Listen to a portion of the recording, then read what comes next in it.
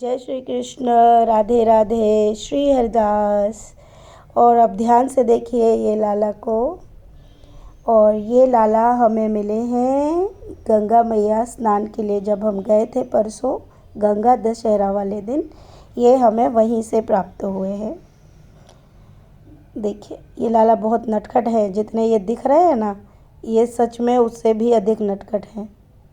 देखिए इनको। और इन जिनसे इनका स्वरूप बनाया हुआ है, वो जो धातु है वो एल्युमिनियम है। तो ये लाला जो है हमें मिले हैं। और बाकी आप इनको श्रृंगार के बाद इनकी पूर्ण जानकारी अभी आपको मिल जाएगी। और ये लीजिए, ये लाला जो है रेडी हो चुके हैं। अब इनकी थोड़ी सी पॉलिश बाकी है। पॉलिश लगा देंगे और वो थोड़ी देर बाद सूख जाएगी। थोड़ा सा समय लगता है पॉलिश को सूखने में। और ये लाला जी के बारे में अब आपको देते हैं हम पूर्ण जानकारी।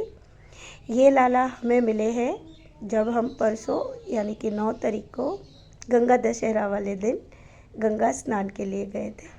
तो वहीं पे ये जो है हमें ये भी वहाँ पर हमें भोले बाबा की शरण में मिले। और ये जो लाला है बहुत ही छोटे थे, इनकी आँख नहीं थी जैसा कि आपने देखा ही है। और खंडित समझकर ही उनको वहाँ पर रखा गया था। और इनका जो नाम हमने रखा है, इनका नाम रखा है लीलाधर। और वो भी एक भक्त ने ही शायद नाम लिखा था, मुझे अच्छा लगा, तो हमने जो है इनका नाम लीलाधर रखा है। और ये सच में बहुत नटखट लाला है, ये भी मैं आपको बता दूं, क्योंकि जिस दिन ये मिले हैं ना, उस दिन से ही इन्होंने लीला करना शुरू कर दिया है। कि सबसे पहले तो जब ये लाला मिले तो हम लेके इनको आ रहे थे। अब भैया ले तो लिया, लेकिन उस वक्त इनसे बात नहीं हो पाई, क्योंकि देखिए जल्दी आना था। तो सोना ने इनको जो है उठाया और अपने झोली में रख लिया। अब झोली में रखने पर दुपट्टे में थे ये, और फटाफट अब लेकर आ रहे थे। रास्ते में जलेबी जो थी, एक जलेबी की दुकान थी, तो अचानक मुंह से निकला कि लाओ बच्चों के लिए जलेबी ले ले क्या। तो आप यकीन नहीं मारेंगे, लाला ने फटाक से छलांग लगा दी। भैया हम कहे जी का बात भाई, कह लाला तुम्हें यहीं रुकना है गंगा जी पे, तो बताओ। तो हमें थोड़ी देर बाद ही हमको पता चला, और मतलब हम लोगों ने कहा कि नहीं ऐसी कोई बात नहीं है, ज़रूर तुम्हारा दुपट्टा हिल गया होगा इसलिए लाला ने छलांग मार दी।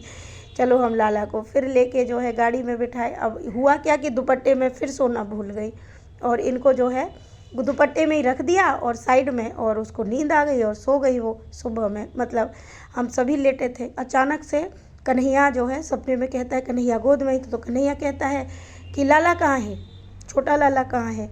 तो सोना एकदम भड़बड़ा के उठती है और कहती है लाला कहाँ है। मैंने कहा पता नहीं रे लाला कहाँ है, हम ढूंढने लगे। तो ये जाके जो है दुपट्टे में दुब के बैठे थे।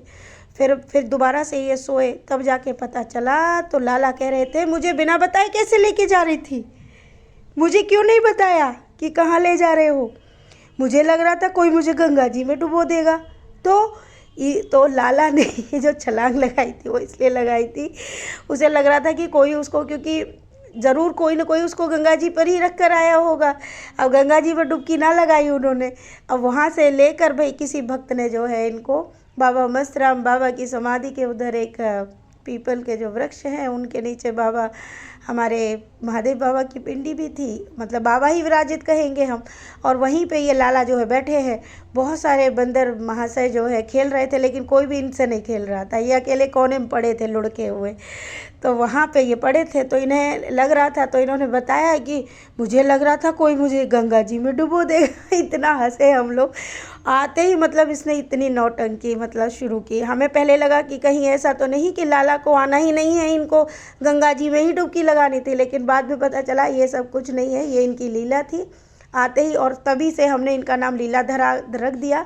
और हमको ये भी समझ में आया कि एक भक्त ने भी इनका नाम लीलाधर बताया। ये बहुत नटखट लाला है। अब देखो कितना सुंदर लग रहा है, हम दूर से दिखा रहे हैं तो ये इतने बड़े दिख रहे हैं, वैसे है बहुत छोटे से लाला।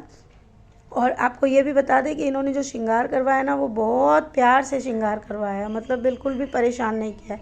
अभी ये पूर्ण रूप से सूखे नहीं है, तो इसलिए ये लाला को जो है हमने यहाँ पे आप सबके समक्ष अब ला दिया है। और हाँ, अब बहुत सारे प्रश्न और देखिए एकादशी के लिए आ रहे हैं।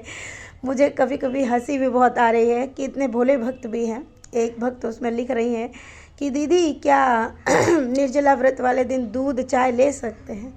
आप मुझे ये बताइए, जब आप जल नहीं ले सकते तो चाय और दूध कैसे लेंगे? ये भोले भक्त होते हैं। ठीक है, अब कुछ लिख रहे हैं कि तुलसी मैया को जल देना है कि नहीं। देखिए, मैंने कहा कि आज का दिन यानी 10 तारीख को अगर आप अन्न का ग्रहण ना करें, बाकी सब चीज़ खा पी सकते हो, और आप अन्न भी खाना चाहते हैं तो खा सकते हैं। एक समय आप अन्न खा लो, जिसके जैसे शरीर की व्यवस्था है, जैसा शरीर आपको आग्रह मतलब आपको मतलब अनुमति दे, आप वैसा कर सकते हैं। अब आप एक बताइए कि अब आप तुलसी मैया को जल कब देना है। देखिए, आप कल भी तुलसी मैया को जल दे सकते थे अगर जिनको देना था, और कुछ भक्त जो आज भी व्रत रख रहे हैं और अगर खुद जल ग्रहण कर रहे हो तो तुलसी मैया को भी जल ग्रहण करा दो भाई। अगर आज के दिन आप जल ग्रहण कर रहे हो और आज सिर्फ अन्न ग्रहण नहीं कर रहे हो तो आज आप तुलसी मैया को जल ग्रहण करा सकते हो। अब कल आप निर्जला रखो तो तुलसी मैया का भी निर्जला है। समझिए इस बात को, बहुत ही थोड़ा सा अपना भी इस्तेमाल करिए, थोड़ा सा इस चीज़ का, कि जो चीज़ आप कर सकते हो वो तुलसी मैया भी करेगी। ठीक है, और अगर आप आज के दिन भी निर्जला रख रहे हो तो तुलसी मैया को भी निर्जला व्रत रखवा दो। 2 दिन मैया भी रख लेंगी व्रत, क्योंकि मैया तो हम सबसे बहुत आगे है। मैया तो हमेशा से ही आगे रही है। वृंदा मैया की तो बात ही क्या, कहने ही क्या, उनकी ही कृपा से हम लोग रख पाते हैं। तो बहुत सारे मतलब प्यारे प्यारे प्रश्न होते हैं भक्तों के। आप लोग बहुत ज़्यादा चिंतित ना हुआ करें, बहुत ही टेंशन फ्री होके, बहुत ही नॉर्मल तरीके से, श्रद्धापूर्वक, भक्ति के साथ। छोटी मोटी त्रुटियाँ होती हैं और उसके लिए इतना परेशान ना हो। मैंने पहले ही कहा, कलयुग में प्रभु का नाम, प्रभु की भक्ति, प्रभु की सेवा, यही आपको तर देगा। ठीक है, इस बात को समझ के आप व्रत का पालन करिए। खूब सारा प्रेम। राधे राधे। श्री हरिदास।